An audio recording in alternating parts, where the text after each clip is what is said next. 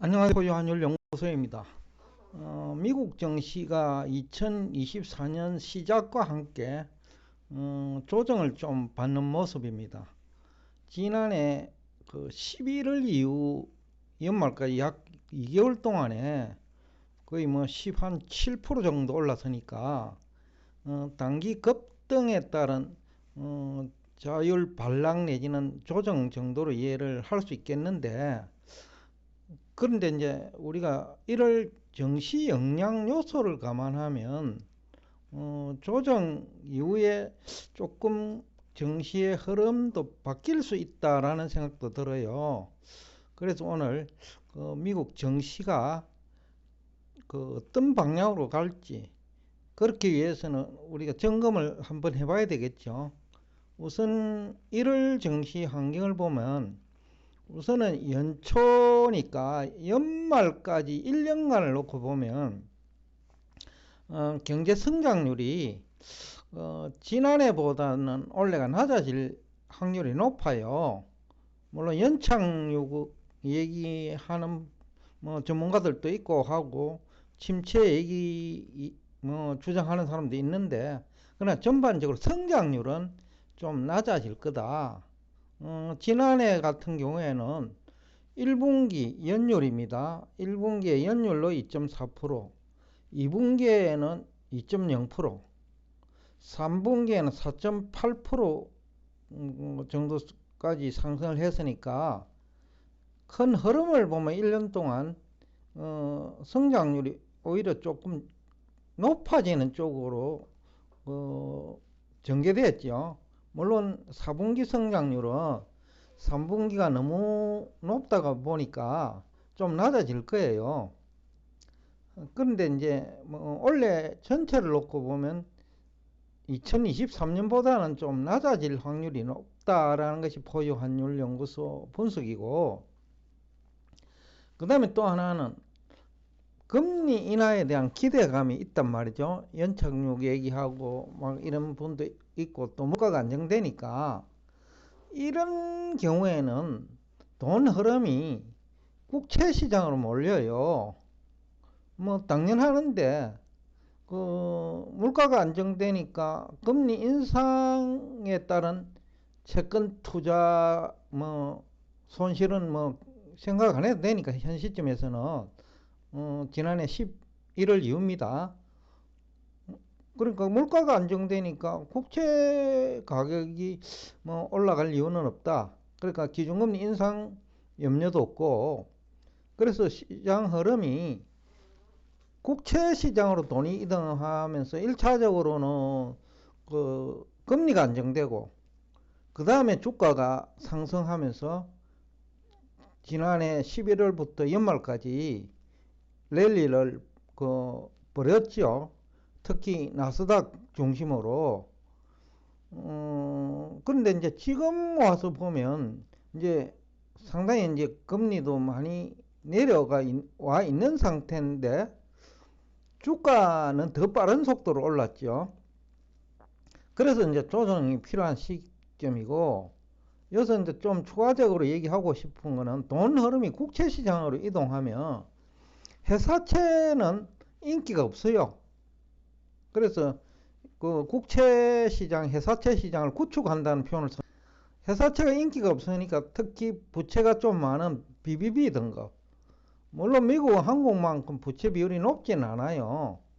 그럼에도 불구하고 또 어려운 기업은 적지 않으니까, 나스닥 기업 중에서도 BBB 등급은 우리나라처럼 거의 11%대까지 금리가 상당 기간 지속될 가능성이 높아요. 그래서 이제 이게 어떻게 보면 기업 입장에서는 실질적으로 자금을 조달하는 금리니까, 앞 시간에도 제가 실제 금리라는 표현을 썼는데, 기준금리는 여러분들이 워낙 전문가들이 얘기를 많이 하니까 아실 테고, 시장금리는 대부분이 얘기하지 않으니까 잘 모르는데, 그래도 채권시장 참여자들은 어느 정도 알 거예요. 근데 지금 2024년의 채권시장의 특징은 국채시장이 회사채 시장을 구축할 거라는 거예요. 그러면 자금 조달 금리가 높아지죠. 기업 입장에서는 우리가 주식에 투자한다고 하면 국채 금리보다는 개별 기업의 자금 조달 금리가 중요하죠. 그런데 신용도가 낮은, 즉 부채가 많은 기업은 금리가 오르겠죠. 그래서 이게 또 지금 자금 흐름, 즉 시장 성격이 성장주에서 좀 성격이 바뀔 거다. 한국은 성장이라는 이름으로 적자 기업들이 주가가 많이 올랐잖아요. 지금도 AI 관련 기업 중에서는 적자 기업이 많아요. 그리고 또 지금 적자는 아니더라도 A 등급에서 BBB로 추락할 기업도 많거든요. 지금 우리나라 건설업종이 대표적이죠. 2021년만 하더라도 A 등급이 2022년 하반기 내지는 2023년 들어 전부 BBB 또는 그 이하로 떨어졌거든요. 미국도 아마 그런 현상이 나타날 확률이 높기 때문에 원래 성장률이 낮다면, 그리고 추가적으로 금리 인상을 하지 않는다면 국채에 대한 수요가 증가하고 회사채에 대한 수요는 감소하니까, 그러니까 회사채 금리는 오히려 오르는 거죠. 그렇기 때문에 이제 시장이 2023년과 다르게 움직일 확률이 높다는 거죠. 지난해는 돈의 흐름이 국채 시장으로 가느냐 안 가느냐가 중요했다면, 올해는 채권 시장 중에서도 돈 흐름이 국채 시장에 편중될 확률이 높기 때문에 회사채 시장은 아름답지 못하다. 이것이 이제 주식 시장에도 영향 줄 우려가 있다. 그래서 제가 지난해 4분기부터 강조를 많이 했죠. 이제는 우리나라 2차전지처럼 실적이 수반되지 않는 주식은 하지 말자, 그런 얘기를 한 이유이기도 한데, 그러나 전체적으로 보면 미국 경제는 아직도 탄탄해요. 12월 구인 건수도 전문가들 예상치보다도 한 10,000건 정도 줄었으니까 87만 건 정도 나왔는데, 전문가들이 88만 건 정도 얘기했는데, 이게 노동 수요 공급 측면에서 보면 아직까지는 지금 문제가 없는 거죠. 여유가 있다라는 거죠. 즉 노동 수요가 있다라는 거예요. 그래서 이제 우려할 정도는 아니다. 그 다음에 또 하나는 시장 금리가 하락하니까 주택 시장도 지금 이제 활기를 띠고 있어요. 지난해만 하더라도 건설 경기 때문에 미국 경제가 침체 빠진다는 얘기까지 있었잖아요.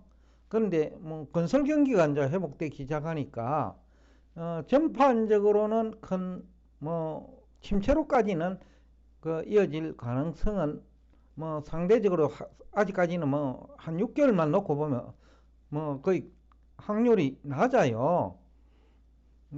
상반기까지는 제가 지난번 세미나 할 때도 큰 문제 없을 거라고 했는데, 그러니까 건설 경기가 살아나는 것도 상반기까지는 문제가 없다라는 우리 연구소 분석을 뒷받침하죠. 그럼에도 불구하고 이제 지난해 12월 이후 주가 급등한 만큼, 또 테마주 중심으로 또 미국도 AI 그렇죠, 오른 만큼 실적이 이제 수반되지 않으면 2024년 성장률이 상대적으로 낮고, 그리고 회사채 시장이 양극화될 가능성이 높기 때문에 주가도 이제 좀 환경이 바뀐다. 즉 성장주에서 실적주나 안전한 주식, 영업 실적이 수반되는 그런 기업 쪽으로 재편될 가능성이 높다라는 거죠. 그래서 오늘 제가 1월 초니까 아직까지는요. 그리고 지금 분위기가 이제 1월 초가 또 중요하고요. 1월 초에 시장 흐름이 재편되면 지난해에는 AI 쪽으로 1월이 시작됐단 말이죠. 그러니까 연말까지 유지된 거죠. 흐름이. 근데 올해는 4분기 성장률이 3분기보다 낮고 또 올해 연간 성장률도 지난해보다 낮을 걸 확률이 높기 때문에 아마 시장 질서도 흐름이 재편될 가능성이 높다라는 뜻에서 오늘 이 그 주제를 선정했습니다. 여하튼 1월 증시 전망은 단기 급등에 따른 조정은 있겠지만 조정 폭은 크지 않을 거고요. 증시 분위기는 이제는 그 지수는 박스권에서 움직이더라도 그 성장주에서 실적이 수반되는 저평가 주식으로 돈이 이동할 확률이 높다라는 얘기를 하면서 오늘 여러분과 대화를 여기서 끝내겠습니다. 오늘도 끝까지 경청해 주셔서 대단히 감사합니다.